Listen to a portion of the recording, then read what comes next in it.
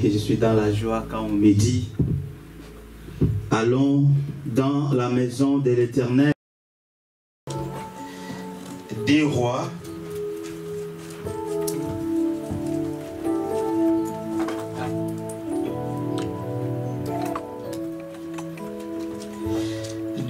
chapitre 2.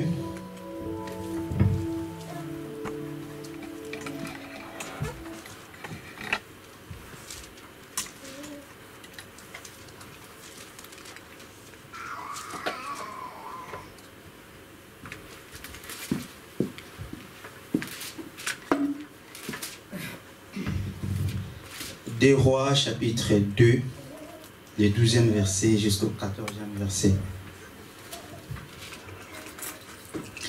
La Bible dit, Élisée regardait et criait, mon père, char d'Israël et sa cavalerie, et il ne les vit plus. Saisissant alors ses vêtements, il les déchira en 2 morceaux, et il releva le manteau qu'Élie avait laissé tomber. Puis il retourna, s'arrêta au bord du Jourdain. Il prit le manteau qu'Élie avait laissé tomber, et il en frappa les eaux et dit, où est l'Éternel, le Dieu d'Élie? Lui aussi il frappa les eaux qui se partagèrent ça et là, et Élisée passa. Amen. Amen. Prenons encore Lévitique.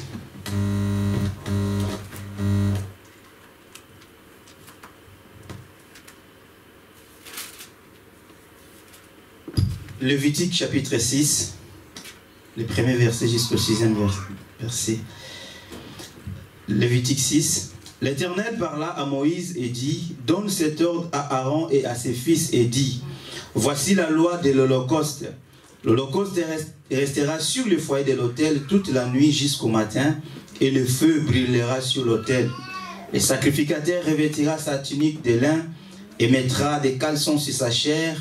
Il enlèvera la cendre faite par le feu qui aura consumé l'Holocauste sur l'autel, et il la déposera près de l'autel. Puis il quittera ses vêtements et en mettra d'autres pour porter la cendre hors du camp dans un lieu pur. Le feu brûlera sur l'autel et il ne s'éteindra point. Chaque matin, le sacrificateur y allumera du bois, arrangera l'Holocauste et brûlera la graisse des sacrifices d'action de grâce. Le feu brûlera continuellement sur l'autel, il ne s'éteindra point. Amen. Amen. Amen. Pasteur, tu peux... Prions le Seigneur. Dieu, notre Père Céleste, nous t'en sommes reconnaissants, Père éternel, pour ce matin. Et c'est tout pour l'occasion que tu nous accordes, Père, à ces moments, Père éternel, au Dieu de parler de ta parole. Et ta Bible dit, là où il y aura 2 ou 3 qui sont réunis à ton nom, toi tu seras là. Nous sommes confiants, Père, nous sommes sûrs que toi tu es ici ce matin pour nous parler. Parce que la parole est là pour nous instruire, pour nous corriger et pour bénir et guérir. Puisse bénir ton serviteur par qui tu nous parles. Ôte ce qui est de l'homme. Seule ta parole puisse demeurer. Et que ton Saint-Esprit soit le maître en ce lieu. Et qu'il guide toutes choses. Et qu'il soit au-dessus de tout esprit. Au nom de Jésus-Christ. Amen. Amen. Merci, pasteur. Que Dieu vous bénisse encore. Amen. Bien, nous sommes dans la joie encore ce matin de nous présenter devant l'Éternel. Et notre petit sujet ce matin, c'est une robe d'occasion. Une robe d'occasion, c'est une prédication de Frère Branham qu'il a prêché. Et nous aimerions ainsi partager ce qu'il avait dit par rapport à la robe d'occasion. Et pour commencer, il dit ceci, dans cette même prédication, la robe d'occasion, prêchée à Jeffersonville, le dimanche 25 novembre 1956, au paragraphe 18, il dit ceci. Pendant ce temps du règne d'Israël, dans le pays d'Israël, dans les pays, Israël était une nation, et c'était une nation puissante. C'était quelque peu un temps de paix sur le plan militaire. Mais sur le plan spirituel, c'était, disons, un temps d'imitation. Et si nous regardons là dans l'Ancien Testament, nous pouvons toujours trouver des exemples de ce qui se passe aujourd'hui. Chaque fois dans la Bible, les événements qui arrivent aujourd'hui ne sont que des antitypes de ce qu'il y avait au commencement. Amen. Amen. Donc ici d'emblée, les frères, Branham est en train de nous montrer que au temps d'Israël, sur le plan militaire, c'était un temps de paix. Un temps où il faisait vraiment la paix, c'était tranquille. Mais sur le plan spirituel, c'est là qu'il y avait des problèmes.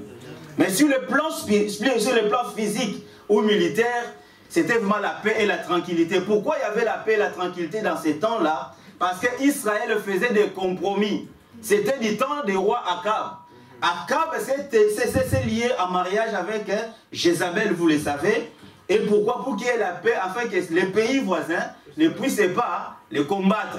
C'était ça, en fait, le but de son mariage avec Jézabel. Pour que non, ils puissent rester en paix. C'est pourquoi le prophète dit que non, c'était un temps de paix sur le plan militaire. Donc il n'y avait pas de guerre en Israël pendant le temps d'Akab. Pourquoi? Parce qu'Akab voulait préserver son royaume.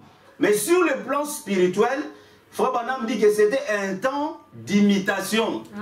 C'est ce que nous voyons aussi aujourd'hui même dans nos églises. Vous pouvez être bien avec les frères, mais sur le plan spirituel, spirituellement parlant, c'était un temps d'imitation. Parce qu'il y avait un véritable prophète de Dieu à l'époque. Son nom était Élie. Amen. Élie était le témoin de Dieu sur la terre à ce moment-là. Et quand il était là, étant le vrai prophète de Dieu qui annonçait des choses de Dieu, il y avait des imitations à côté. Donc il y avait aussi une école de prophètes. Donc le frère Branham doit nous expliquer. Il dit que ces écoles-là de prophètes à l'époque d'Élie, aujourd'hui on appellerait ça des séminaires. Amen. Il y a des hommes de Dieu véritables, parce que pour reconnaître un faux, il faut d'abord qu'il y ait un vrai quelque part. Amen. Il n'y a pas de faux s'il n'y a pas un vrai quelque part. Amen. Pour connaître que ça c'est un vrai billet d'un euro, il faut qu'il y ait aussi un billet quelque part qui est vrai pour voir qu'il y a des faux. Mais nous voyons que non, les faux, ils sont toujours nombreux. Amen. Parce qu'à cette époque-là, c'était toute une école de prophètes. Mais Élie était tout seul. Lui tout seul, parce qu'il était le témoin véritable de Dieu. C'est pourquoi le frère Branham dit que Dieu ne regarde pas au nombre, mais Dieu regarde à la qualité de sa parole qu'il lui donne. Yeah. Donc si toi tu es avec Dieu, même si tu es tout seul, tu vas avancer avec ces dieux-là. Il ne faut pas regarder que nous sommes nombreux. Nous sommes ceci, nous sommes cela, mais nous devons regarder à la parole que Dieu est en train de nous donner. C'est ça que Dieu est en train de regarder. C'est ce qu'il regardait à ce temps-là. Il y a tellement eu des imitations à l'époque où les prophètes faisaient de ceci. Quand Élie faisait des choses, et aussi de leur côté, c'était au fait les diables qui faisaient ça. Pour montrer que non, c'était lui aussi, comme Dieu fait, lui aussi était en train de faire. Mais Élie ne regardait pas à tout cela. Élie ne regardait pas toutes ces choses-là. Élie regardait simplement à quoi? À la parole de Dieu. Amen. Et ce matin, nous voulons parler de la robe d'occasion. Mais cette robe-là que Frère Branham a appelée robe d'occasion, au départ, cette robe-là n'était pas une robe d'occasion. Non, monsieur. Cette robe-là appartenait à qui? À quelqu'un. Et ce quelqu'un, c'était qui? C'était Élie. C'est Élie qui portait cette robe ou le manteau d'Élie, qu'on appelle le manteau d'Élie. Mais pourquoi les frères Branham maintenant vont nous parler d'une robe d'occasion? Il doit y avoir un problème quelque part. Amen. Parce que quand nous voulons acheter quelque chose, d'abord pour définir une robe, les dictionnaires nous disent, vous pouvez aussi vérifier, une robe, selon les dictionnaires, c'est un vêtement féminin composé d'un corsage et d'une jupe. Donc c'est cet ensemble-là, de ces vêtements-là qui fait que ça soit une robe. Donc c'est composé de deux parties. Nous n'allons pas rentrer dedans, vous le savez déjà. Donc, mais ici maintenant, la robe dont Frère Branham est en train de nous parler, cette robe-là était à Élie. Élie portait cette robe-là. Mais à un certain moment, Dieu a dit à Élie d'aller oindre Élisée pour le succéder. Alors, Frère Branham dit que non, Élie est parti pour oindre Élisée, et Élisée était un cultivateur. Il l'a trouvé et il lui a donné il a fait essayer cette robe-là. Le prophète dit que non, cette robe-là, qui était la robe d'Élie, sur Élisée, il a fait 10 ans pour que la robe puisse lui convenir. Amen. Élisée avait fait 10 ans pour que la robe puisse lui convenir. Parce que la robe-là n'était pas taillée pour Élisée. La robe était taillée pour Élie. Amen. Amen, amen. Donc nous allons voir, nous allons essayer de comprendre. Maintenant, cette robe-là, ça signifie aussi quoi? Parce qu'il n'y a pas quelque chose qu'on dit dans la Bible. Dans la Bible, chaque chose qui est là dans la Bible, nous devons savoir un peu son importance et sa signification. Ça veut dire quoi? Donc ici, nous sommes en train d'abord de parler d'Élie et Élisée. Qui sont-ils? Frère Branham nous dit dans la prédication, le prophète Élisée, c'est un message qu'il a prêché à Chicago le mardi 2 octobre 1956, le paragraphe 17. Il dit ceci, écoutez, là nous sommes en train de mettre un peu le fondement pour que nous puissions avancer. Bon, Élie était, il n'a pas fini, c'était un homme rude et très courageux. Ça c'était Élie. Et il a été placé ici pour servir d'exemple. Donc Dieu a placé Élie pour servir d'exemple. Dieu l'a placé ici pour montrer son jugement divin à travers cet homme. Et Élisée, son successeur était un jeune homme. Donc Élie était un vieux. Maintenant donc, il a fallu faire quoi? Faire la relève. Maintenant pour faire la relève, Dieu voyait que son prophète déjà était en âge avancé. Il a fallu lui faire une relève. Et c'est Dieu lui-même qui choisit. Amen. Ce n'est pas Élie qui a choisi Élisée. Non, c'est Dieu qui a choisi le successeur d'Élie. Mais ce n'est pas ce que nous trouvons aujourd'hui dans nos églises. Aujourd'hui, c'est nous-mêmes qui choisissons. Si c'est le pasteur Salem qui est pasteur, demain, ça sera Lévi qui doit le remplacer. Même si Lévi n'a pas un ministère, mais il sera là pour le succéder. Non, mais ici, nous voyons que non, qui choisit, c'est Dieu lui-même. Et Dieu dit à Élie, va, ouais, Élisée, à ta place. Amen, amen.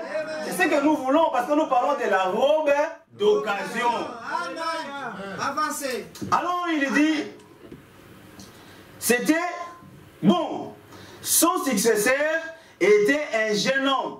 Il n'était pas trop vieux. Probablement qu'il était dans la quarantaine. Ça, c'était Élisée, qui était dans la quarantaine ou quelque chose comme cela, quand Dieu l'a appelé. Donc, quand Dieu appelle Élisée au ministère, il était dans la quarantaine. Mais Élie, il était déjà vieux. Écoutons. Oh, quel type là de l'église dans la quarantaine? Et il a reçu une double portion de l'Esprit de Dieu qui était sur Élie. Cela est venu sur Élisée. Oh, quel type là de l'église? Voyez, quand Élie le prophète fut enlevé, Élie demanda, Élisée demanda à Élie, ou c'était plutôt le contraire. Élie demanda à Élisée, que voudras-tu que je fasse pour toi? Et, suivez, ça c'est le prophète dit, suivez, il a demandé une grande chose, qu'une double portion de ton esprit vienne sur moi. Amen. Donc ça c'est le successeur maintenant qui demande, parce qu'il savait que la responsabilité était grande. Comme Élie était déjà là, lui voyait ce qu'Élie faisait. Maintenant il sait, si cet homme-ci partait, déjà avec lui, avec le roi, comment le roi est en train de le faire, mais si c'est moi qui dois le succéder, mais ça sera comment?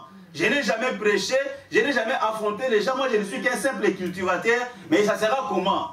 C'est pourquoi il ne pouvait pas demander des millions, il ne pouvait pas demander de l'argent, il ne pouvait pas demander la popularité. Il a demandé simplement les doubles de l'esprit qui était à Élie, que cela revienne sur lui. Amen. Élie dit, Fobanam dit que non, tu as demandé une grande chose. Fobanam dit que demander des grandes choses, parce que les grandes choses sont faciles à recevoir. Mais des fois nous demandons des petites choses. Fobanam ici dans cette prédication, le prophète Élisée dit demandez des grandes choses. Pourquoi? Parce que des grandes choses sont faciles à recevoir. Demandez que si vous êtes un prédicateur, demandez que Dieu vous donne 1 million d'âmes. Ça c'est le faux bonhomme qui lisait, cela vous allez voir. Il dit demandez 1 million d'âmes. Qui manque de place dans cette église Agapao Tabernacle, je dois demander des millions d'âmes. C'est ce qu'il faut bonhomme est en train de dire, de demander des grandes choses. Mais nous, qu'est-ce que nous faisons? Nous demandons juste ça, je vais être juste membre d'Agapao Tabernacle, cela me suffit. Il faut bonhomme dit non, ça ne te suffit pas. Il faut demander des grandes choses, comme Élisée. Élisée a demandé les doubles portions de l'esprit d'Élie. Il dit, que voudras-tu que je fasse pour toi? Et suivez, il a demandé une grande chose, qu'une double portion de ton esprit vienne sur moi. Amen. Ça, c'est ce que Élisée avait demandé. Alors Élie lui dit, tu as demandé une grande chose, mais ce que tu as demandé, je ne peux pas te le donner maintenant. Mais il faut que moi, je puisse faire quoi? Je puisse partir. Si tu me vois partir, la chose que toi tu as demandé te sera donnée. Amen. Et la même phrase qu'Élie avait prononcée sur Élisée, Jésus aussi l'avait dit. Jésus avait dit à ses disciples que non, il m'est avantagé que je m'en aille. Si je m'en aille, alors l'esprit qui est sur moi reviendra sur vous. Parce qu'il faut être en train de nous montrer que non, quel est type. Donc Élie et Élisée, c'est le type de Christ et l'Église. Donc nous étant l'épouse de Jésus-Christ, Élisée nous a représentés. Et Élie, comme étant le type de Jésus, il a représenté aussi Jésus-Christ là-bas. Donc le deux là, Élie et Élisée, c'est Christ et son épouse. Amen. Donc le même esprit qui est dans l'époux, c'est le même esprit qui doit être dans l'épouse. Pas le contraire. Amen. Donc la femme ne reflète que son mari. Madame dit que pour savoir, maman Marthe qui est assise là, donc vous devez, pour connaître qui est le pasteur Salem, regardez simplement maman Marthe. N'allez pas loin. C'est ce que le prophète dit. Amen. Parce que la femme reflète l'homme. Donc vous qui n'êtes pas encore mariés, faites attention. Donc vous devez vraiment prier. Parce que ici, donc le frère Branham est en train de nous montrer que non, Élisée représente l'église. Parce qu'il dit, oh, quel type. Donc l'esprit qui était à Élie était descendu chez qui? Chez Élisée, quand Élie était monté. Donc notre prédication, c'est une robe d'occasion. Alors maintenant, le jour où Élie devait maintenant traversé pour monter là-haut. Ils sont partis. Il a pris Élisée, ils ont commencé à marcher, Maintenant, Élie commençait à décourager Élie sur le chemin. Mais tu peux rester ici à Gilgal. Il dit, oh non, mon Seigneur, ton esprit vivant, Dieu vivant, je ne peux pas rester ici. Là où tu vas aller, c'est là que je serai aussi. Ils ont traversé, ils sont partis, ils ont commencé à marcher. Lui commençait à lui dire.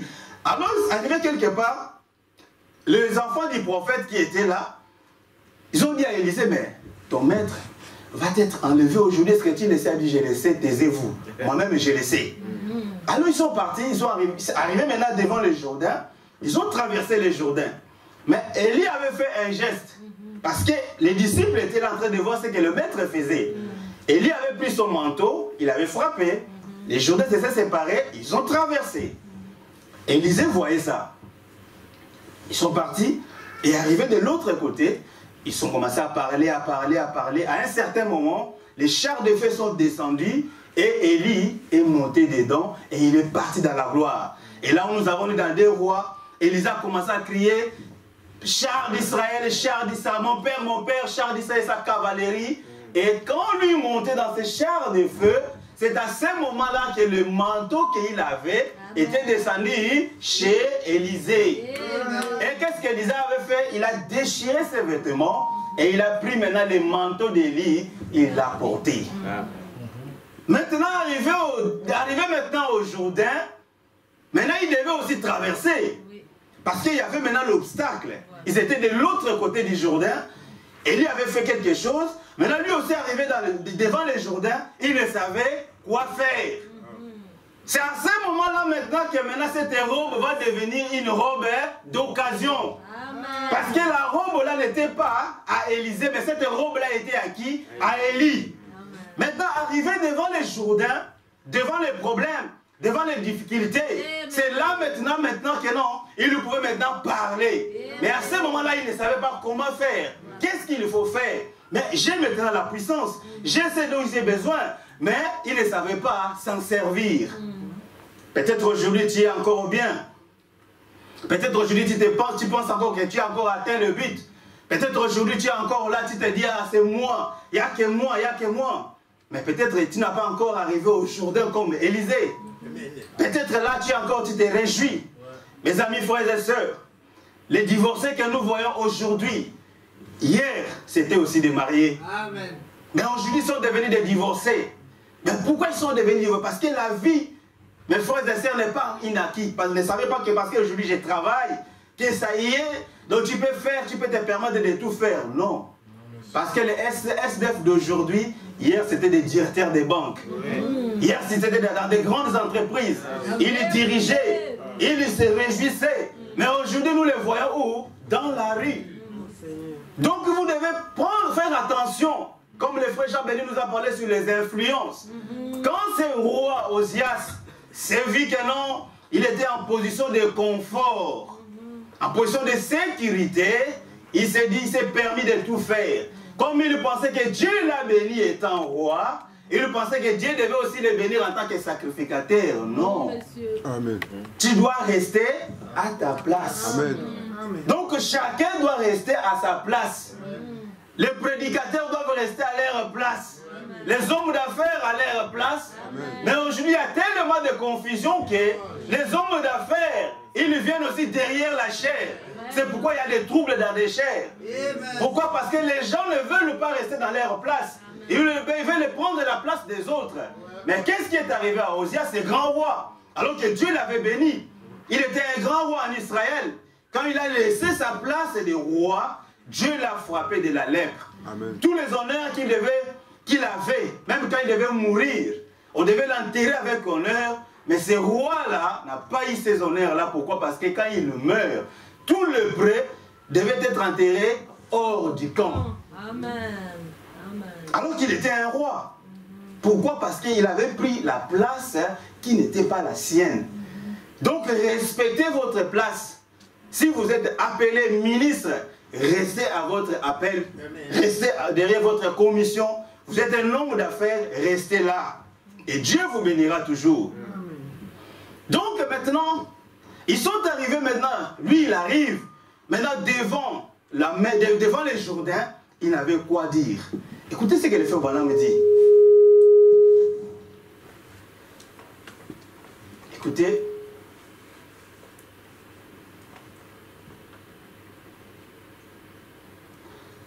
Il dit dans le frère Branham dit que jusque-là tout allait bien. Aucun problème. Mais arrivé au Jourdain, les ennuis ont commencé. Il s'est rendu compte que la robe qu'il portait n'était pas sienne, mais d'une autre personne. Mais écoutez. Donc, mais cette robe-là, d'abord, nous devons d'abord le dire. C'est quoi cette robe-là? Ça signifie quoi? Pour que nous puissions nous fixer, pour que nous puissions partir.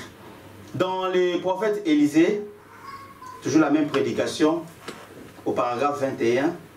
Eh bien, une double portion de l'esprit d'Élie est venue sur Élisée et il a accompli les doubles des miracles qu'Élie avait accomplis.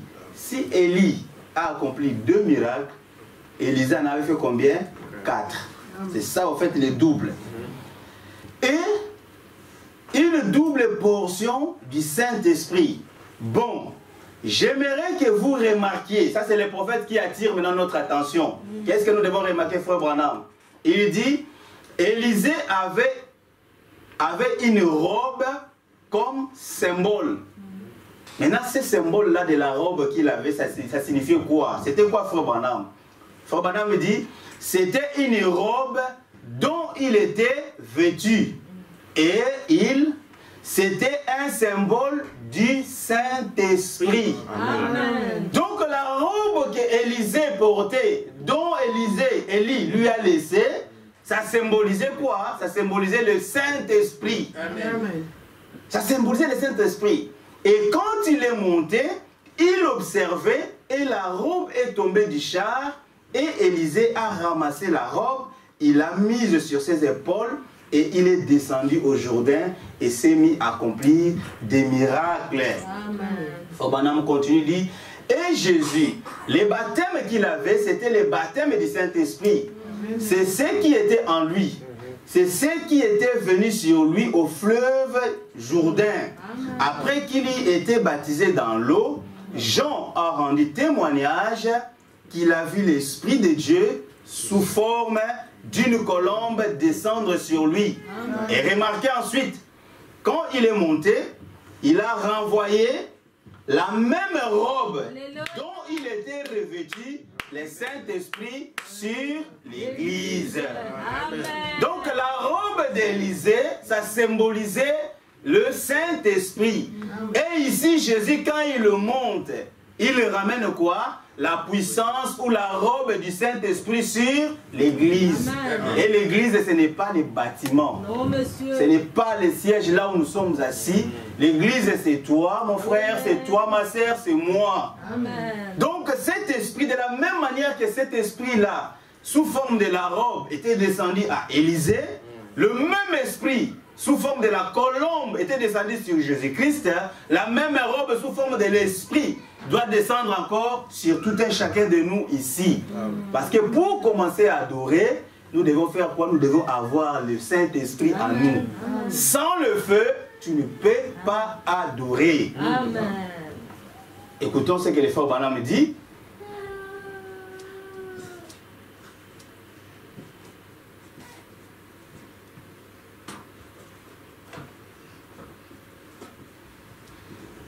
Mais maintenant, nous remarquons que non, Élisée maintenant est devant le Jourdain, avec la robe, avec la puissance, avec le Saint-Esprit, devant les obstacles.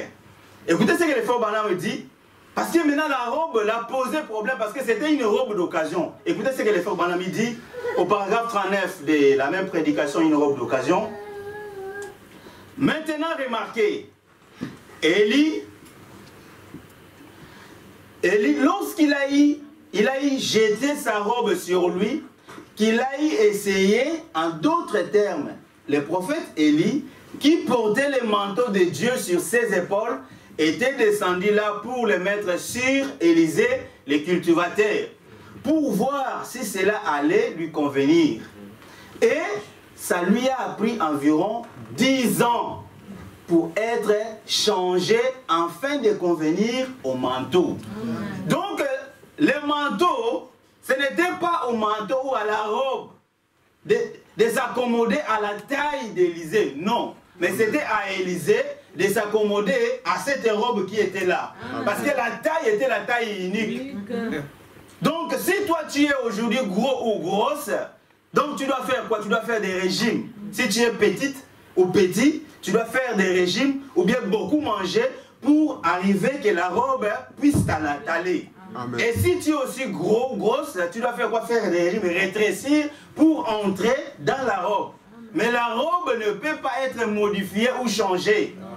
C'est pourquoi cette robe-là a pris combien? 10 ans. Il avait déjà la puissance de Dieu. Parce que les femmes ont dit que non, Élie a fait quoi? A essayé ça sur lui. Mais ça a pris combien de temps? 10 ans. 10 ans. Pour que cette robe-là puisse vraiment aller avec lui. Et je ne sais pas pour toi, ça va prendre combien de temps? Depuis que tu es dans le message, ça fait combien de temps que tu es là? Est-ce que tu as cette robe? Ou bien tu as une robe d'occasion? Est-ce que tu as une robe, ta robe à toi, qui est le baptême du Saint-Esprit? Ou bien tu as une robe d'occasion? Les femmes vont nous dire maintenant la robe d'occasion c'est quoi? Et ta propre robe c'est quoi? Il nous a dit que non, cette robe-là, ça symbolisait le Saint-Esprit. Mais malgré qu'Élisée avait cette robe, mais il avait des problèmes parce que cette robe-là n'était pas à lui. Parce que la robe était pour une autre personne. C'était une robe qui était portée par quelqu'un d'autre. Amen. Donc, il dit que, 42, remarquez que pendant toutes ces années, autant que nous les sachons, il n'avait que cet unique baptême de la robe qui l'enveloppait.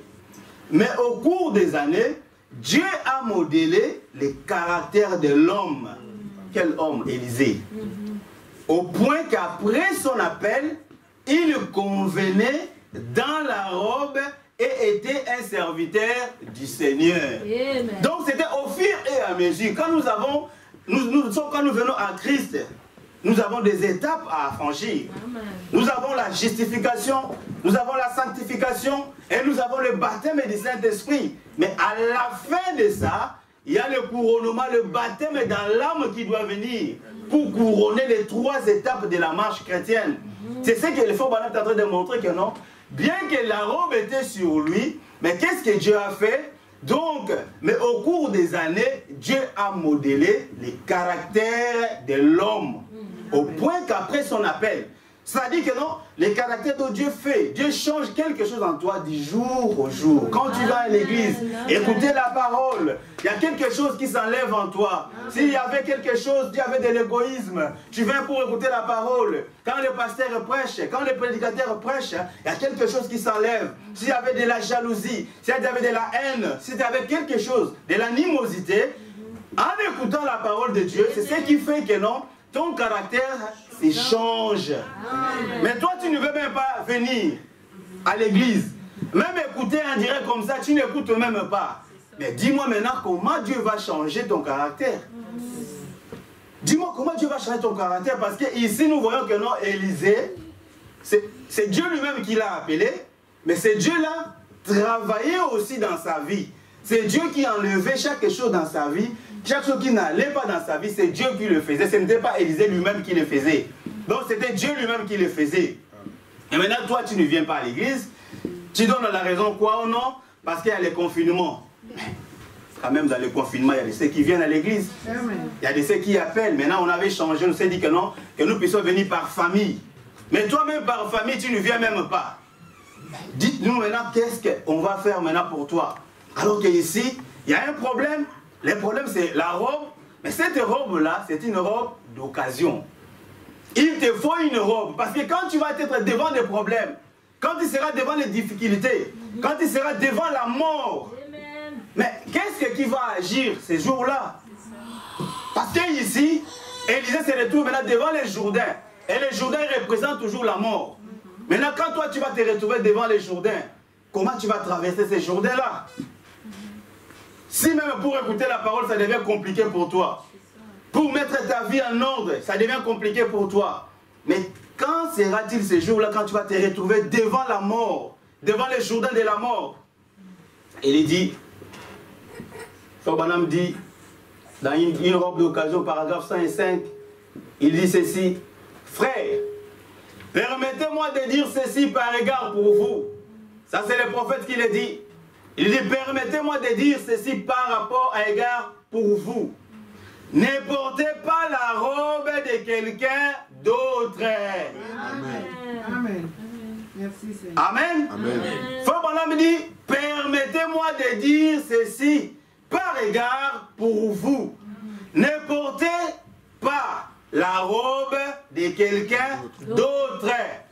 Une robe qui est rongée par la teigne des doutes, où tous ses défauts et ses superstitions, ses hauts et ses bas, ont fait des trous dans la robe et qui sointe de partout. Cette robe-là, ça sointe de partout. Ça, c'est le conseil que le frère Branham dit. Par égard pour vous, mes amis d'Agapa au tabernacle, le prophète nous dit, ne portez pas la robe de quelqu'un d'autre. Pourquoi? Parce qu'Élisée a porté la robe d'Élie. Élisée devait porter sa propre robe. Mais il a porté la robe de qui? D'une autre personne. C'est pourquoi le frère Branham dit, ne portez pas la robe de quelqu'un d'autre. La robe d'occasion dont il est question ici, c'est une robe de doute, une robe ecclésiastique, une robe de membres d'église, une robe de jalousie, une robe de haine. Parce que quand tu as cette robe-là, tu vas voir que ça, tu n'auras que des critiques. Là où il ne faut même pas critiquer, toi tu vas commencer à critiquer. Et tu vas critiquer qui? Tu vas critiquer même là où les anges ont même peur de poser leurs pieds. Toi tu es en train de poser les tiennes à toi. Pourquoi? Parce que tu as une robe d'occasion. Il faut pas dire que l'église est pleine de robes d'occasion. Mais il vous dit ce matin, ne portez pas des robes d'occasion, alors que le ciel est rempli de choses authentiques de Dieu. Le ciel est rempli de choses de Dieu véritables. Cherchez la chose authentique. Laissez des robes d'occasion, laissez des robes de critique, laissez des robes de jalousie, laissez des robes de haine. Toi, tu veux simplement la réussite, ta propre réussite. Tu veux la réussite de tes enfants simplement. Tu ne veux pas que les autres puissent émerger. Tu as de la haine. Ton cœur est tellement aigri. Tu ne veux pas voir les autres là qui progressent là-bas. Tu veux simplement attendre que non, c'est toi qui es là. Qu'on parle que de toi. Sache-le que tu as une robe d'occasion. Ce matin, le frère Branham te dit de ne pas porter, de ne plus porter cette robe-là. Il y a une autre robe que toi tu dois porter. Quand tu auras cette robe-là, la robe du Saint-Esprit, là tu seras maintenant comme Paul. Vous savez que Paul c'était un érudit dans l'Ancien Testament. Il était l'élève de Gamaliel. Il avait l'excellence de la parole. Paul était éloquent. Paul il avait les savoirs. Mais pourquoi Démas l'a abandonné? Est-ce que vous vous êtes déjà posé la question pourquoi Démas a abandonné Paul? Parce que Démas connaissait Paul. Paul était vraiment quelqu'un qui était cultivé.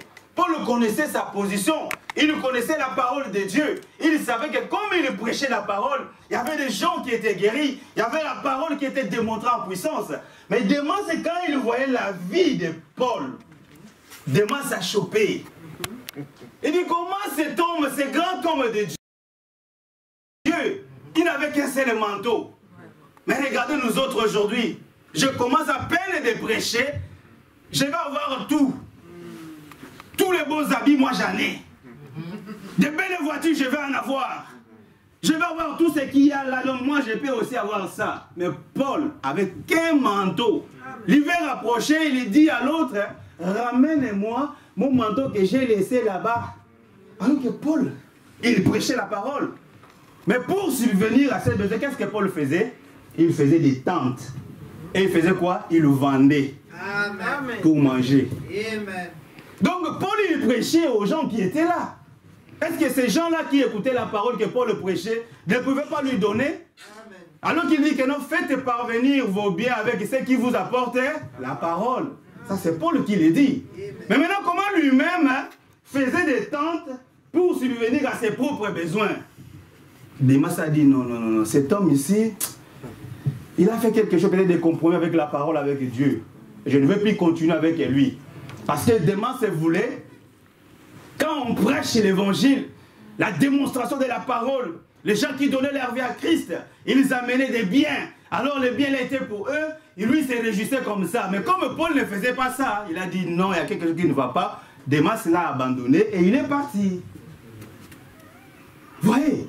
Parce que Paul avait la robe, pas une robe de doute, pas une robe ecclésiastique, pas une robe de membre, mais il avait une robe de Dieu lui-même, comme un Élie. Paul avait cette robe-là. Et dans ce temps de l'affaire aussi, il y a eu aussi quelqu'un qui a eu cette même robe comme Paul, comme Élie. Parce que vous savez que Frère Branham me dit que Dieu a tellement aimé l'esprit d'Élie qu'il a renvoyé ça 5 fois. Parce que l'esprit d'Élie, c'est un grand esprit. Frère Branham dit que il était un homme rude et courageux, qui pouvait se tenir devant le roi et lui dire qu'Akab, c'est toi qui amènes du chaos en Israël. C'était un paysan. Et se tenir devant un grand roi. Parce que nous avons vu que non, sur le plan militaire, c'était quoi? C'était la paix en Israël. C'est-à-dire qu'Akab, c'était un grand roi. C'était pas un petit roi. C'était un grand roi. Mais maintenant, il y a un homme, un paysan, qui vient se tenir devant le roi et lui dit que non, c'est toi qui es en train de troubler le peuple. Mais on devait juste les prendre et les mettre en prison. Mais, comme il avait la robe de Dieu lui-même, hein, il n'avait pas peur d'Akab.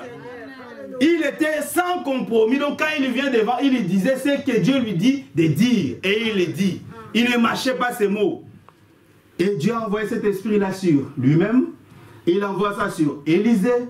Il envoie ça sur Jean-Baptiste. Il envoie ça sur Malachie 4, qui est le frère Branham. Et ce même esprit reviendra encore là chez les Juifs. 5 fois. Pourquoi? Parce que Dieu a tellement aimé. C'est un esprit, c'est un esprit de jugement. Amen. Quand vous voyez l'esprit d'Élie s'élever, sachez que c'est le jugement. Dieu est en train de juger. Et nous sommes jugés comme nous écoutons là. Amen. Comme il nous parle de la robe d'occasion, c'est le moment maintenant de revêtir la robe du Saint-Esprit. Il ne faut pas attendre demain. Il ne faut pas attendre que non, moi quand j'aurai ceci, non. Moi je dis toujours que non, si je veux vivre la parole de Dieu, j'ai la vie à 100%. Amen. Si je vais prêcher, c'est comme si c'était pour moi la dernière fois que le pasteur me donnera l'occasion de prêcher. Je prêche aujourd'hui, je m'arrête là. Pourquoi? Si tu dois vivre, vis aussi cette vie-là à 100%. Frère Branham me disait à Billy Paul, si tu veux être un clochard, alors sois le meilleur clochard qu'il soit. Amen. Il ne faut pas être un clochard, aujourd'hui tu dors à la maison, demain tu es à la rue. Non, là tu n'es pas un clochard. Il dit un clochard, c'est celui qui est là dehors, dans le froid, dans le soleil, tout ça, il est là. Il dit sois le meilleur. Alors nous devons être le meilleur. Parce que nous venons à l'église pour être de meilleurs. De meilleurs chrétiens comme nous sommes là, c'est nous ici. C'est vous qui m'écoutez là dans vos maisons, c'est nous le meilleur. Le frère Jean Bernard a donné une écriture dont le pasteur a parlé de ça. Quand il a prêché la drachme perdue, que nous venons à l'église, pourquoi? Pour nous examiner. Amen. Je regarde le miroir. Quel miroir? De la parole de Dieu. Je me regarde dedans. Est-ce que ma vie est conforme à ce qu'on me prêche? Les hommes de Dieu se poumonnent ici, mais dès que nous sortons, c'est le même comportement qui revient. Pourquoi? Tout simplement parce que nous avons des robes d'occasion. Mais ce matin, Dieu veut vous donner une nouvelle robe. La robe de Dieu, la robe du Saint-Esprit. Écoutez, et il dit, eh bien, on était ça et 5. Donc cette robe-là d'occasion, on fait des trous qui sointent de partout. Portez la robe du conquérant. Frère Branham nous dit de porter quelle robe? La robe du conquérant. Christ. Amen. Ne vous fiez pas à votre église qui, autrefois, a enseigné le salut pour le baptême du Saint-Esprit, qui autrefois a enseigné la guérison divine et qui maintenant réunit cela. Amen. Les gens sont devenus nostalgiques. Ah, nous, quand nous étions à Rigini, Rigini des anges. Mais où est-ce que Rigini des anges là est devenu? Vous êtes où maintenant avec Dieu? Oui, Dieu était avec vous là-bas. Et aujourd'hui, est-ce qu'il est encore avec toi? Est-ce qu'il continue toujours à travailler avec toi? Si hier c'est Dieu là qui n'a pas changé, Hier, tu as témoigné de ces dieux-là. Est-ce qu'aujourd'hui, tu es devenu en Europe? Est-ce que tu continues toujours à témoigner de ces dieux-là? C'est ça qu'il faut en train de dire. Hein? Ne vous fiez pas à votre église. Et qui, autrefois, a enseigné le salut par le baptême du Saint-Esprit. Qui, autrefois, a enseigné la guérison divine. Et qui, maintenant, réunit cela. Des gens qui témoignaient de la puissance de la parole de Dieu. On pouvait rester là toute la nuit en train de parler des choses que Dieu a fait. Mais aujourd'hui, ils sont où? Ils ne sont même plus dans le message. On ne le voit même pas. Ils sont devenus même de pire, même que des rétrogrades même. Incognito. Ce qu'il faut maintenant dire, ils sont en train de faire quoi? De renier ce qu'ils avaient témoigné avant. Pourquoi? Tout simplement parce que ces gens-là n'avaient pas fait une expérience personnelle avec Dieu. Ils avaient tout simplement des robes d'occasion. Ils n'avaient pas le Saint-Esprit en eux pour qu'ils puissent continuer à marcher avec ces dieux-là jusqu'à la fin. Parce que quand Élie a porté la robe de Dieu, Élie a traversé avec sa robe. Donc toi aussi tu dois traverser les Jourdains de la mort avec ta robe. Parce que c'est la robe qui te fera traverser. Parce qu'Élisée est toujours là. Il est toujours là devant les Jourdains. Pourquoi? Parce que cette robe-là, ce n'était pas à lui. Mais quand Dieu a travaillé avec lui, il a enfin traversé. Il a crié. Mais quand Élie, le propriétaire de la robe, Élie n'avait pas crié, où est le Dieu d'Élie? Élie avait tout simplement traversé. Il a juste frappé et il est passé. Mais maintenant, comme lui, sa robe, cette robe-là n'était pas à lui, lui devait maintenant faire quoi? Il devait crier. Parce que vous avez, est-ce que quand Élie avait traversé avec lui, Élie avait crié? Non. C'est Élisée qui a crié. Parce qu'il a vu que non, Élie a frappé la robe. Élie est passé avec lui. Maintenant, lui, quand il revient, comme la robe n'était pas à lui, il s'est dit, mais qu'est-ce que dois-je faire? Parce qu'il n'avait pas de mot de passe. Maintenant, il s'est dit, bon, la seule chose que je peux, comme j'ai déjà la robe, j'ai déjà la puissance, ce qu'il me faut, c'est le mot de passe. Parce que tu peux avoir un ordinateur comme ça, je peux te laisser mon ordinateur. Si j'ai mis un mot de passe, tu peux venir là, tu prends l'ordinateur, tu t'en vas. Mais quand tu vas ouvrir, tu seras un peu coincé pour l'utiliser. Tu vas m'appeler, mais frère Gauchen, mais je ne sais pas. Mais c'est quoi ton mot de passe? Ah, je vais te donner mon mot de passe. Dès que tu mets le mot de passe, l'ordinateur va s'ouvrir. Donc c'est ce qu'Élisée avait fait. Arrivé maintenant devant les Jourdains, comme la robe n'était pas à lui, il a dit, où est l'Éternel, le Dieu d'Élie? Parce qu'il avait vu que non, le Dieu d'Élie avait fait traverser les Jourdains. Il a ouvert les Jourdains, ils sont traversés. Maintenant, quand il retourne, comme la robe n'était pas à lui, il n'avait pas le mot de passe. Et il demande maintenant le mot de passe. Où est l'Éternel, le Dieu d'Élie que j'ai vu quand nous sommes venus? Il a frappé, l'eau s'est ouverte, nous avons traversé. Où est ce Dieu-là? C'est le temps maintenant de crier aussi pour nous. Si aujourd'hui, si nous avons déjà décidé ce matin, nous avons des robes d'occasion, des robes de doute, des robes de jalousie, des robes de haine, maintenant pour nous comme Élisée, parce qu'Élisée nous représente. Amen. Nous aussi ce matin, ce que nous devons faire, c'est faire quoi? C'est de crier. Amen. Quand nous crions, Dieu entend même les soupirs. Amen. Dieu va entendre tes soupirs là où tu es. Il va entendre, il va t'entendre et il va t'exaucer. Continuons encore. Continuons un peu, nous allons voir dans toujours la même prédication, ça et 6. Eh bien, il portait une robe d'occasion, c'est vrai. Et beaucoup de gens ce matin portent des robes d'occasion. Frère Branham dit qu'Élisée avait porté une robe d'occasion, c'est vrai. Il dit, beaucoup de gens ce matin portent des robes d'occasion. Mais lorsqu'il est arrivé au Jourdain, il s'est rendu compte que la robe d'occasion à elle seule ne pouvait pas faire l'affaire. Amen. Malgré qu'il avait la robe, malgré qu'il avait le message, ah, le message de Frère Branham est bon, Dieu est puissant, Dieu a fait ceci, Dieu a fait ceci avec Frère Branham. C'est bien tout ça. Parce qu'Élisée avait ça aussi. Amen. Il avait le message de qui? D'Élie. Et lui, il était le successeur d'Élie. Il dit que non, mais la robe d'occasion à elle seule ne pouvait pas faire l'affaire. Amen. C'est vrai. Et l'Église, les méthodistes, les baptistes, les pentecôtistes, les presbytériens, oh, nous avons des écoles. pour, oh là là, nous avons là toutes les éthiques de la Bible là, bien arrangées. Nous avons toutes les robes bien confectionnées. Les promesses. Nous avons tout cela. Oh, nous sommes baptisés. Nous sommes agréés. Nous sommes très apostoliques. Nous avons la foi apostolique. Nous croyons dans la guérison divine. C'est ce que les frères Branham dit. C'est ce qu'Élisée avait. Élisée avait la robe. Donc la robe là signifiait les promesses, le baptême du Saint-Esprit, tout ce que Dieu fait, la guérison divine. Ici il parle les pentecôtistes. Aujourd'hui on peut même pas parler des pentecôtistes. Parlons de nous-mêmes dans le message. Ah, de telles tendances. De telles tendances. De telles tendances. Parce que là, frère Branham, quand il prêchait, à cette époque-là, il cognait maintenant les pentecôtistes parce que c'était eux qui étaient en face de lui. Mais aujourd'hui, nous n'avons pas besoin des pentecôtistes. Nous avons besoin de nous-mêmes qui sommes là dans nos églises du message. Donc c'est à nous que nous devons maintenant nous adresser. Donc nous devons remplacer tous ces noms qu'il faut citer par les noms des églises du message.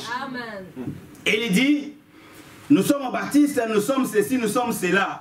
Nous croyons aux puissances. Nous aussi, c'est ce que nous disons. Nous croyons au message. Frère Branham a dit, Frère Branham a dit, Frère Branham a dit. Alors, nous avons baptisé. Alors, il dit, tout ça, c'est quoi? Ce sont des robes qui sont bien confectionnées. Nous les portons simplement. Il dit, mais, de manière que la Bible a dit, nous avons reçu le Saint-Esprit, nous avons parlé en langue, nous faisons tout cela. Mes frères, Frère Branham dit, si ce n'est que cela, c'est qu'il vous faut, vous découvrirez aussi que ce qui vous manque, une fois arrivé au Jourdain. Donc si vous n'avez que ça, ah nous c'est le message des frères Branham, nous c'est ceci, nous c'est le baptême du Saint-Esprit, disent tout ça c'est bien. Mais vous allez vous découvrir tout ça quand vous serez arrivé maintenant devant le Jourdain, avec les promesses de Dieu entre vos mains, maintenant devant les épreuves, devant la mort, devant la maladie, à ce moment-là, vous allez savoir, oh, mais moi je prie, mais moi je vais à l'église, mais je paye mes dîmes, je paye mes offrandes, mais je fais tout ceci. Ah, maintenant devant le Jourdain, tu n'as pas le mot de passe. Ça c'est moi là, il faut attirer notre attention à ça. Une fois arrivé au Jourdain, paragraphe 112, Frère Branham dit, une robe d'occasion, c'était une bonne chose. Mais il avait besoin d'un appel frais dans le cœur. Donc Élisée, malgré cette robe-là d'Élie, Frère Branham dit que mais il avait besoin d'un appel frais dans le cœur venant de Dieu. Il avait besoin d'une onction fraîche venant de Dieu. Il portait une robe d'occasion lorsqu'il est arrivé à la rivière. Mais il avait besoin d'un appel tout neuf, des premières mains. Parce que la robe d'occasion, c'est une robe de seconde main. Une robe usagée, déjà portée par une autre personne. Toi, tu vas, tu t'achètes. Il dit, mais Élisée là, il avait besoin, en plus de la robe, il avait besoin d'un appel tout neuf, des premières mains, de la part de Dieu, d'une puissance des premières mains, de la part de Dieu, pour accomplir le miracle. C'est ça ce qu'il avait besoin. Parce que la robe, c'était bien. Mais, en plus de cette robe, il avait besoin de la puissance de Dieu pour manifester les choses qu'il devait suivre. Parce qu'il avait demandé une double portion. Et pour que cette double portion puisse s'accomplir dans sa vie, il a fallu maintenant que la puissance de Dieu, une onction fraîche, la puissance venant de Dieu, une puissance des premières mains, pas des secondes mains, mais des premières mains. Et mon frère, n'ayez pas peur de demander à Dieu quoi que ce soit. Amen. Vous devez exiger à Dieu, ou plutôt demander à Dieu tout ce qu'il a promis. Amen. Donc vous avez le droit de lui demander ce qu'il a promis. Qu'est-ce que Dieu a promis? Dieu a promis le Saint-Esprit, Dieu a promis la joie, Dieu a promis la longanimité, Dieu a promis la paix, Dieu a promis toutes ces choses. Vous devez demander à Dieu, n'ayez pas peur. Des fois nous avons peur quand nous demandons. Vous avez peur parce que vous portez encore des robes d'occasion. C'est ce que les frères Branham dit, parce que ce matin, beaucoup portent encore des robes d'occasion. C'est ce que nous sommes là, c'est pourquoi nous avons peur. Pourquoi nous avons peur? Parce que nous portons des robes d'occasion. Mais maintenant, c'est que Dieu, Frère Branham nous dit de ne pas avoir la peur, mais de demander à Dieu. En effet, si je vous présente un Dieu qui est omnipotent et qui est tout-puissant, et si je suis un serviteur de Dieu, je dois accomplir les œuvres de Dieu. Amen. Et si je fais les œuvres de Dieu, je dois demander à Dieu de m'accorder ces choses qui se passent. Parce que lui me demande de faire l'impossible. Je dois lui demander, je dois l'invoquer, me tenir là et dire, Dieu, c'est toi qui as promis cela, vous le faites aussi, vous tous. Parce que ce n'est pas toi qui a dit, ce n'est pas toi qui as promis, c'est Dieu lui-même qui a promis. C'est pourquoi Frère Branham dit que nous devons tenir Dieu au mot.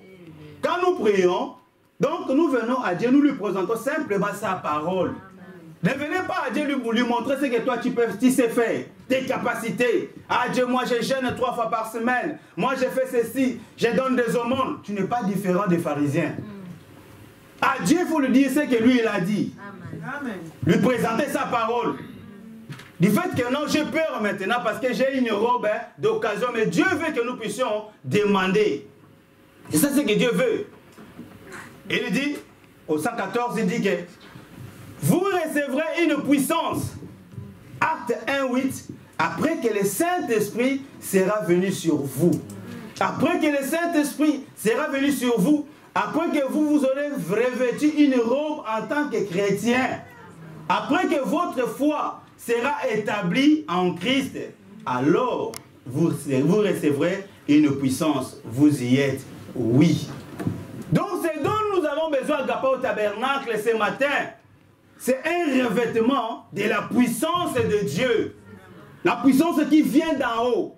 C'est cette puissance-là que nous avons besoin. Frère Branham dit qu'après avoir été établi, après avoir confessé nos péchés, après avoir mis notre vie en ordre, à ce moment-là, qu'est-ce que nous allons faire? Nous allons lui demander, parce qu'il a dit demander. Nous allons implorer son nom. Nous allons lui demander. Donc là, nous sommes en train de parler que la robe dont il est question ici, c'est quoi? C'est le baptême du Saint-Esprit. Une fois que toi tu as cette robe-là venant de Dieu, cette puissance de Dieu, ce Saint-Esprit en toi, donc les choses que Jésus avait fait, toi aussi tu vas faire quoi? Tu vas le faire. À ce moment-là, tu n'auras pas peur. À ce moment-là, tu vas t'avancer. À ce moment-là, tu vas faire tout ce que lui, il a fait. Toi aussi, tu vas le faire. Pourquoi? Parce que tu as maintenant la robe. Parce que la première robe, même pour Joseph, quand nous regardons dans la Bible, Joseph aussi avait une robe. Mais cette robe-là était une robe des hommes. C'était son papa qui lui a donné ça. Mais qu'est-ce que vous remarquez que quand Joseph portait la robe des hommes, la robe que son père lui a donnée, ses frères ont fait quoi? Les frères l'ont enlevé cette robe. Ils lui ont ôté cette robe-là. Pourquoi? Parce que cette robe-là n'avait pas de puissance. Mais maintenant, remarquez le même Joseph, pas un autre. Le même Joseph, quand Dieu lui rêvait maintenant de sa robe à lui, cette robe-là pouvait ouvrir les prisons. La robe que Dieu lui a donnée pouvait l'amener jusqu'au trône de Pharaon. La Bible dit que non, il n'y avait que Pharaon qui était au-dessus de lui. Joseph n'avait pas fait des études, des grandes études pour devenir premier ministre en Égypte. Mais qu'est-ce qui a fait ça? C'était la robe de Dieu qui le portait. Parce que la première robe était la robe des hommes. C'était une robe d'occasion que Joseph portait. Mais quand Dieu lui a fait porter maintenant une nouvelle robe, cette nouvelle tunique, cette alliance, une robe à cette couleur, cette robe-là que toi et moi nous avons besoin ce matin. Amen. Comme Joseph, comme les enfants hébreux, ils n'avaient pas peur. Parce que ici, il faut madame dit que non, enlever autant la peur. Ils n'avaient pas peur devant le feu. Parce que vous savez que le feu, avec le feu, ça ne peut pas, il n'y a pas de combat. Pourquoi le feu ne pouvait pas dévorer ces enfants hébreux? Parce que nous disons que non, Dieu, lui, il est la colonne de feu. Amen. Maintenant, comment la colonne de feu, comment le feu là pouvait maintenant anéantir la colonne de feu? C'était impossible. Remarquez que nous, chez nous, au village en Afrique, hein, quand il y a le feu, qu'est-ce que les anciens font? Quand il y a le feu qui est dans la savane, maintenant, pour que le feu ne puisse pas venir consumer toutes les maisons dans le village, ils vont prendre aussi le feu. Pour contrer le feu, il faut aussi le feu. Ici, vous avez des pompiers, mais chez nous, il n'y a pas de pompiers. Non, monsieur. Chez nous, c'est le feu. C'est ça, Amen. nous, les sages. Donc, quand il y a le feu, nous aussi, on prend le feu. Et quand les deux feux vont se rencontrer, vont s'embrasser, et ça va finir. Amen. Vous allez voir que les maisons ne seront même pas embrasées. Mais ici, malgré que vous avez des pompiers, on a toujours des feux, il y a des maisons qui brûlent, il y a des dégâts et de ceci. Mais chez nous, il n'y a pas de pompiers. Mais il y a que cette sagesse-là que Dieu nous a donnée. Donc c'est la raison pour laquelle ici les enfants hébreux, dans la fournaise ardente, le feu là ne pouvait pas les consumer parce qu'ils avaient confiance à leur Dieu, parce qu'ils avaient des robes, pas des robes d'occasion, mais ils avaient des robes revêtues de Dier. Ils ont dit, même si notre Dieu ne vient pas nous délivrer, mais quant à toi, nous n'allons pas s'agenouiller. Quelle confiance! Est-ce que toi et moi nous avons cette confiance, mes amis? Est-ce que nous avons cette confiance, mes amis, cette confiance que les enfants hébreux, alors que nous disons que eux, ils étaient sous le sang des boucs et des taureaux. Mais toi et moi, nous sommes sous le sang de Jésus-Christ lui-même, de Dieu lui-même, l'agneau parfait. Mais regardez la condition que nous avons aujourd'hui. Donc nous sommes en train de voir là que cette robe, excusez.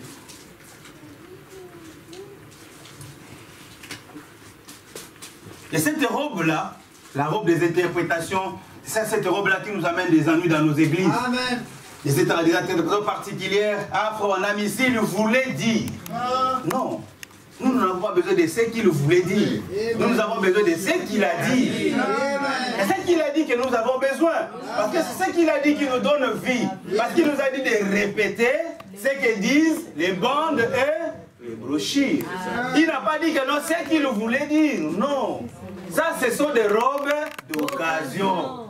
Tous ces gens-là qui nous amènent à ça, de ce qu'ils voulaient dire, ils portent des robes d'occasion. C'est pourquoi quand ils montent derrière des chairs, ils amènent des confusions dans les églises. Ils amènent des troubles dans les églises. Ils amènent des divisions dans les églises.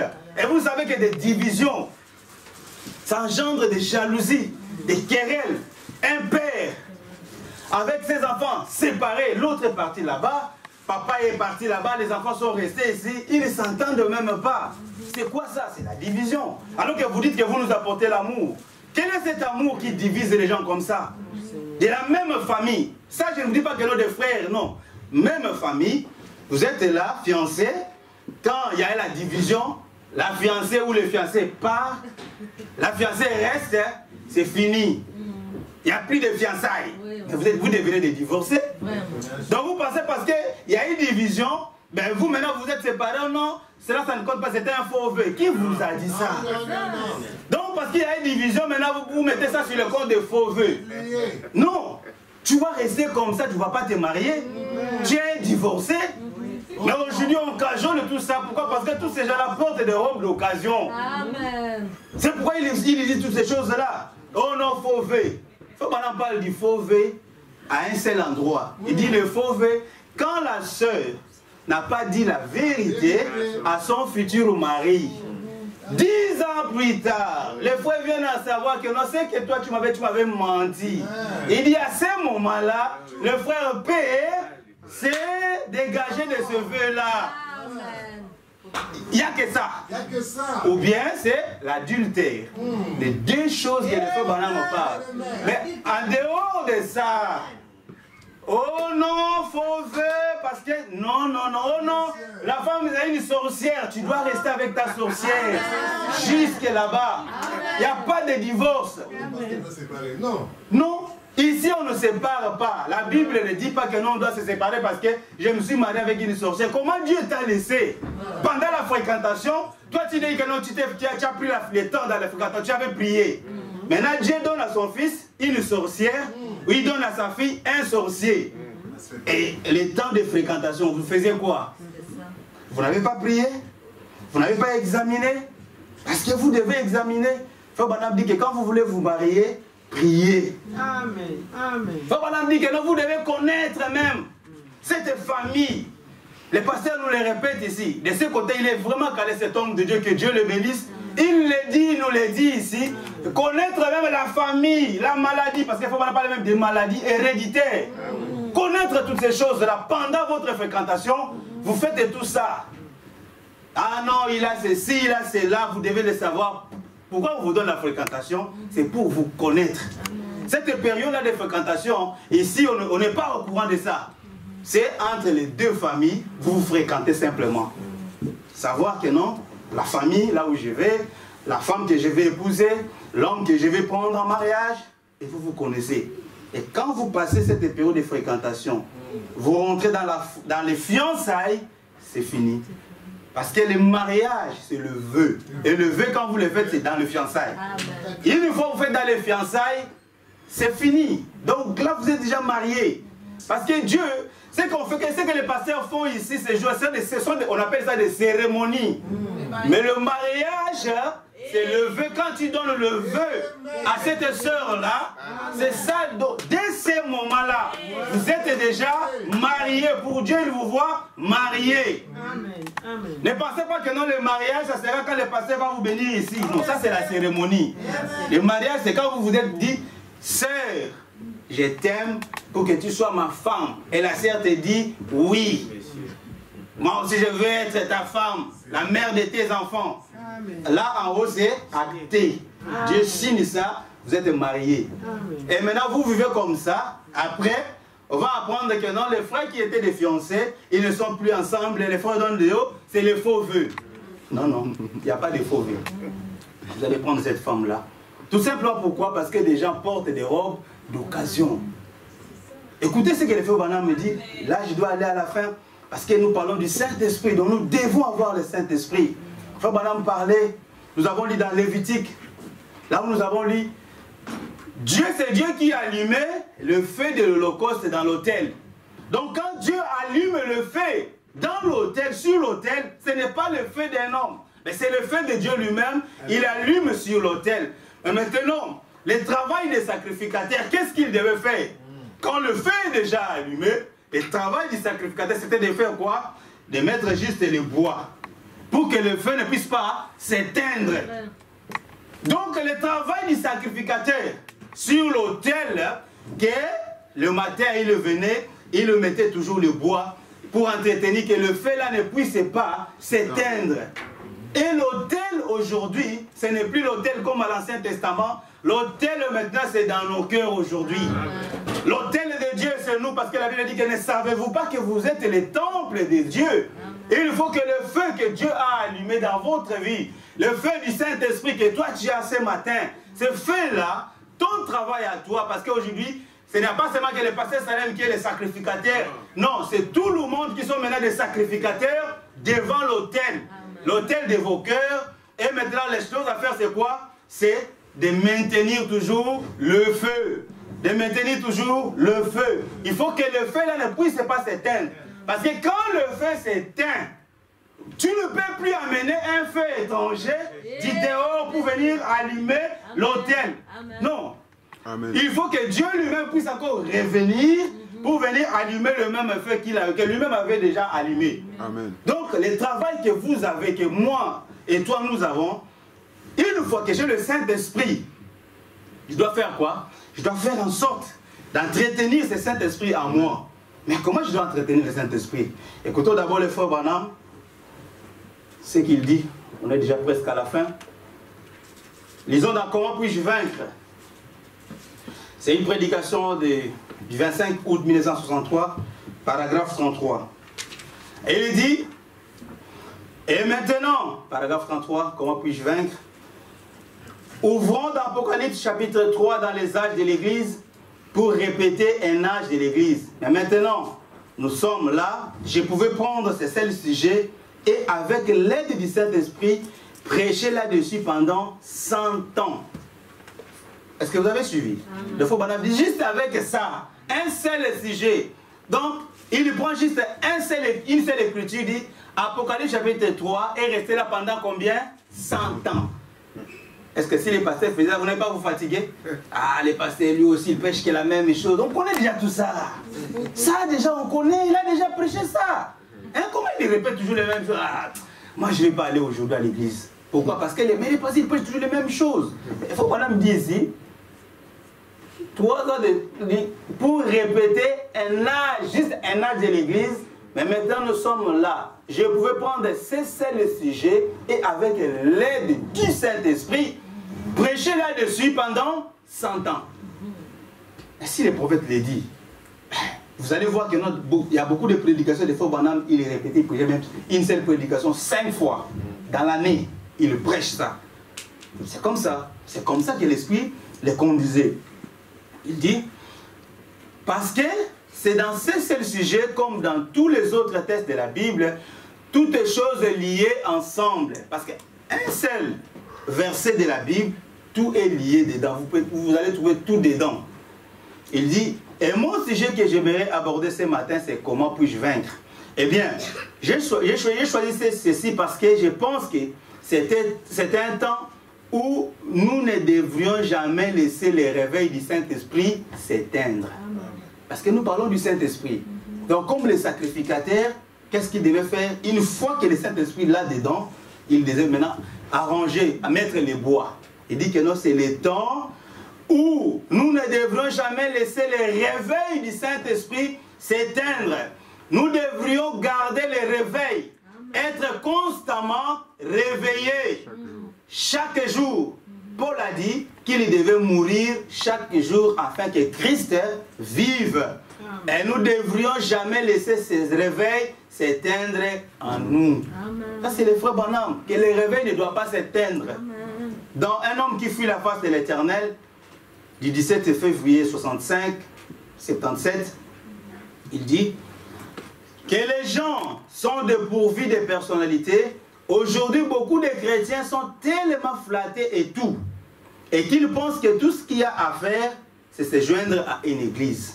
Il faut Branham est en train de dire que non, un chrétien, on ne le flatte pas. Non. Pour venir à l'église, comme le disaient les pasteurs, que non, on va acheter un minibus, on va commencer à vous chercher, vous qui habitez Braine-l'Alleud, Nivelles, on est à la bus qui passe partout, on vous cherche pour venir à l'église. Dis non, dis non.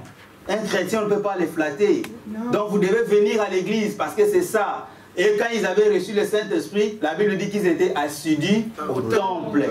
Et ils allaient tous les jours. Nous, on ne vient même pas tous les jours. On vient les mercredis, on vient les vendredis, on vient les dimanches. Mais regardez la semaine, mercredi, vendredi, qui viennent à l'église, c'est les mêmes personnes qui viennent.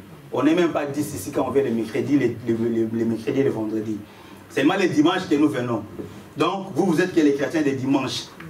Et les dimanches en chrétien aussi, vous venez en retard. Parce que les cultes, le faux Branham dit les cultes, pour adorer, vous devez faire quoi? Entrer d'abord dans l'esprit. Quand vous rentrez dans l'esprit, c'est alors que vous pouvez recevoir quelque chose venant de la part de Dieu. Mais vous venez déjà, le conducteur de chant a déjà fait chanter, et maintenant vous venez pour écouter la parole. Ah, aujourd'hui, il n'y avait pas l'onction, mais tu veux que l'onction là, qui amène l'onction? Et le conducteur de chant seul amène l'onction, ou que le pasteur amène l'onction, mais non. Ici, on est en train de nous parler de l'autel. Donc il y a les bois. Donc c'est à toi d'amener l'onction à l'église, ce n'est pas au pasteur seul, ce n'est pas au conducteur des chants. Ah, le il ça qui bien hein? Oh. Mais toi, qu'est-ce que tu as fait pour celui-là qui a fait conduire les chants? Est-ce que tu avais prié à la maison pour lui? Non, simplement vous critiquez. Pourquoi? Des robes d'occasion. Yes. Donc maintenant, prenez le temps de prier pour tous ceux qui se tiennent ici. Parce qu'ils font un travail énorme. Vous ne savez pas ce qu'ils font pour venir ici. Donc priez pour ces gens-là. Donc le faux Branham dit qu'un chrétien ne le flatte pas. Il dit, vous pensez simplement c'est juste se joindre à une église, entrer quelque part, inscrire leur nom dans un registre, ou faire un petit quelque chose, sautiller, crier, ou quelque chose comme cela. Et appeler cela le christianisme. Il dit non. Le christianisme, c'est une vie rude. Amen. Le faux Branham dit que le christianisme, c'est une vie rude. Amen. Une vie difficile. Une vie rocailleuse. Il y a des épines. On va vous critiquer à l'école, mais toi, tu ne portes que des jupes. C'est une vie rude. Amen. Et tu dois supporter ça. Ce n'est pas parce qu'on m'a dit que non, ah ma maman, on m'a dit que moi je porte que des jupes, les autres là, il fait froid, ils amènent ils portent des pantalons, moi je dois porter à l'école en tout cas, à l'église je peux aller en jupe, mais à l'école, maman en tout cas, moi je dois plus aller en jupe parce qu'on se moque de moi. Frère Branham me dit, le christianisme, c'est une vie rude. On doit se moquer de vous. Mais ces jours-là, vous serez étonné, il faut maintenant approcher mais ça la désillusion jour du jugement. Qui sera étonné? Ce n'est pas la portuaire de la gare du Nord. C'est toi et moi qui venons à l'église. Hein? Ces gens-là, il faut jamais nous a donné que les Esquimaux quittés dans le pôle glacial et là où il fait froid. Mais vous pensez que ces gens-là, ces femmes-là avaient quoi? Mais des jupes, des longues jupes. On dit qu'ils avaient des longues jupes. Elles venaient à l'église à de longues jupes. Ici, en Belgique, les climats, donc si ça fait un peu plus froid, vous-même, vous me dites c'est combien les degrés? Est-ce qu'on atteint 50, moins 50? Jamais. Peut-être moins 10, moins 15, et il y a longtemps aussi. Depuis que je suis là, donc, c'était le premier hiver quand je suis arrivé. Et maintenant, là, donc, c'est maintenant, donc, c'est moins 5, moins 6, moins 7, moins 10, bientôt même moins 15. Mais là, dans le pôle, ça fait de moins 50, moins 70. Et elles portent des jupes et elles vont à l'église. Mais toi, tu dis que non. Parce qu'on se moque de toi. Fobanam dit que le christianisme est une vie rude.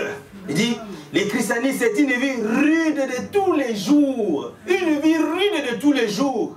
On doit se moquer de toi. Il dit, vive pour Dieu.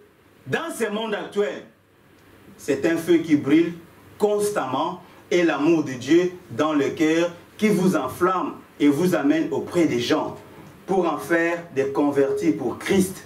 La responsabilité. C'est ça cette vie que Dieu veut de nous. Quand nous vivons cette vie-là pour lui et que les autres vont faire quoi? Vont venir à Christ sans la parole, mais simplement par la vie. Il y avait un frère qui était venu à l'église un jour. Le pasteur prêchait tellement bien ce jour-là. Cet homme-là était un voisin de cette sœur. Dans le quartier, la sœur menait une vie correcte. Et cet homme, le voisin, regardait la vie de cette sœur. Alors un jour, ce voisin-là aussi, il a fait des inspections pour savoir là où priait cette sœur. Il a découvert l'église de la sœur et lui aussi un jour, il s'est amené. Et le pasteur a commencé à prêcher un message.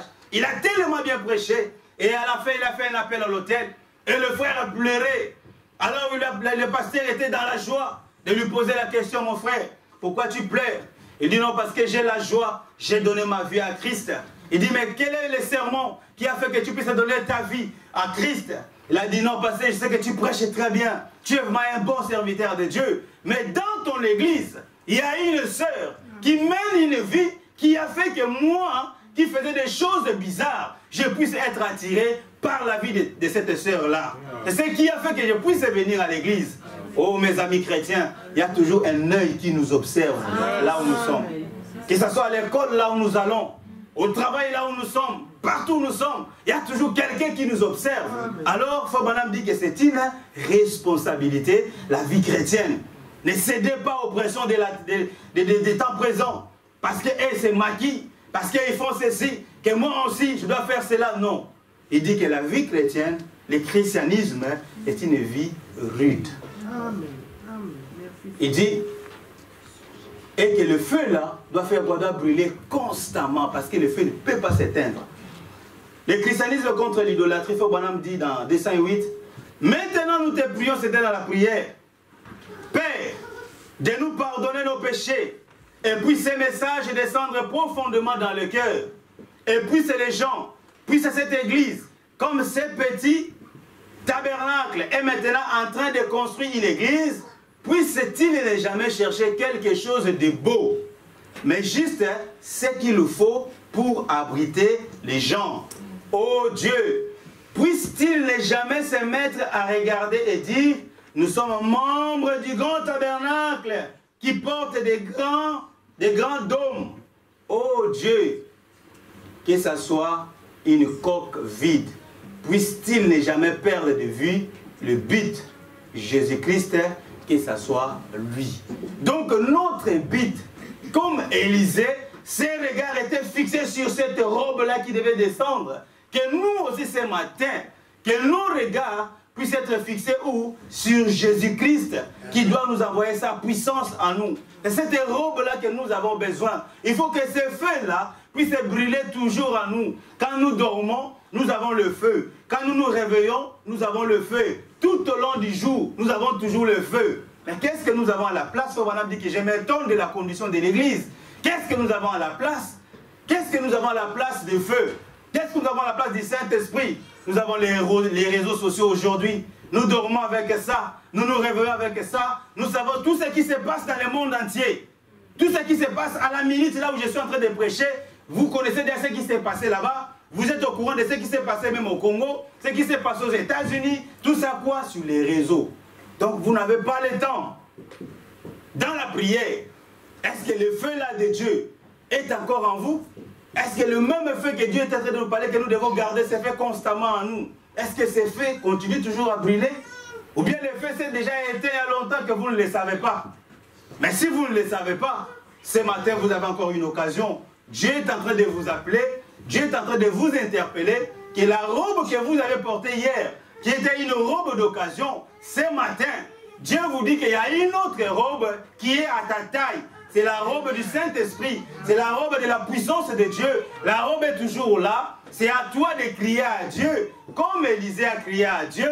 Oh, où est le Dieu, l'Éternel, le Dieu d'Élie? Ce matin, c'est aussi son tour de crier à Dieu. Pour que le même Dieu qui était le Dieu d'Élisée hier, puisse être encore le Dieu, ton Dieu encore ce matin. Le Dieu de William Branham, il a travaillé avec William Branham, mais il n'est pas parti avec William Branham. Le même Dieu a dit que partout où ce message sera apporté dans toute sa vérité, la même colonne de feu qui avait visité William Branham dans ce temps de la fin, la même colonne de feu sera aussi avec l'Église pour continuer à œuvrer avec cette même Église-là. C'est cela que nous avons besoin, c'est cette puissance de Dieu que nous avons besoin, afin que la même puissance de Dieu, que nous puissions encore s'en servir, pour que nous puissions, quand nous serons devant les Jourdains de la mort, devant les Jourdains des difficultés, devant les Jourdains de jalousie, devant les Jourdains de tous ces chants, des hommes et des femmes méchants là, que nous puissions faire face à tout cela. Sans le Saint-Esprit, nous ne pouvons rien faire.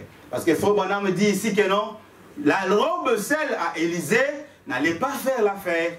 Il a fallu une onction fraîche venant dans son cœur pour le oindre afin d'accomplir la parole de Dieu. Et c'est dont nous avons besoin encore ce matin, vous et moi, c'est un nouveau remplissage du Saint-Esprit, de chercher ce Saint-Esprit pour que nous puissions faire face ces jours-là, quand nous serons devant les Jourdains de la mort.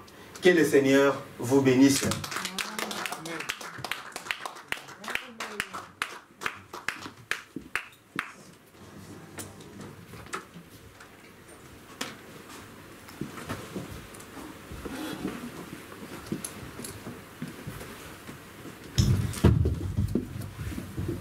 Donnons une acclamation au Seigneur. Ah, un merveilleux message, n'est-ce pas? Une robe d'occasion. Remarquez qu'Élisée, avant qu'il puisse mettre la robe d'Élie, il a d'abord déchiré ses habits. Amen. Sa vieille robe. Vous ne recevez pas le Saint-Esprit sur votre vieille vie. Amen.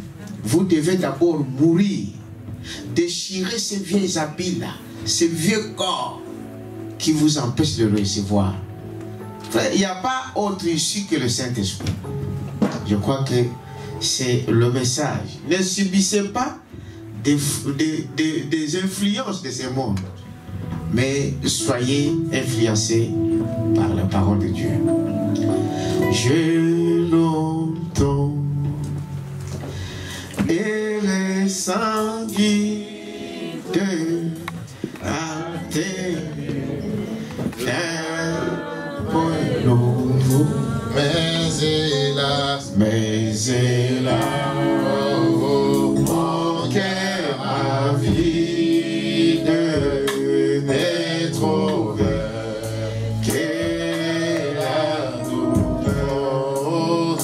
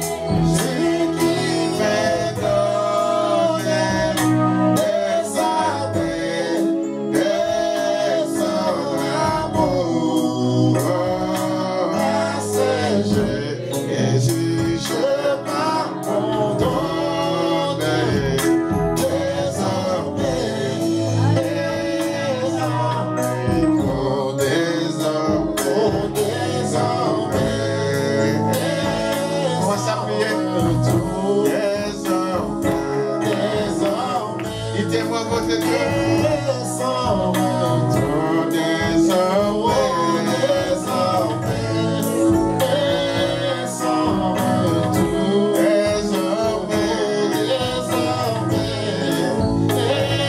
sans retour, donne à toi désormais,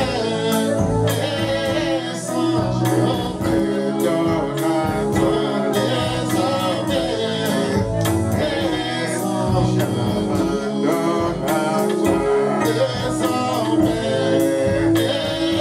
sans retour, désormais. Élevons nos voix, prions, et chacun prie. Dieu notre frère et sœur. Je suis retrouvé aveugle maintenant.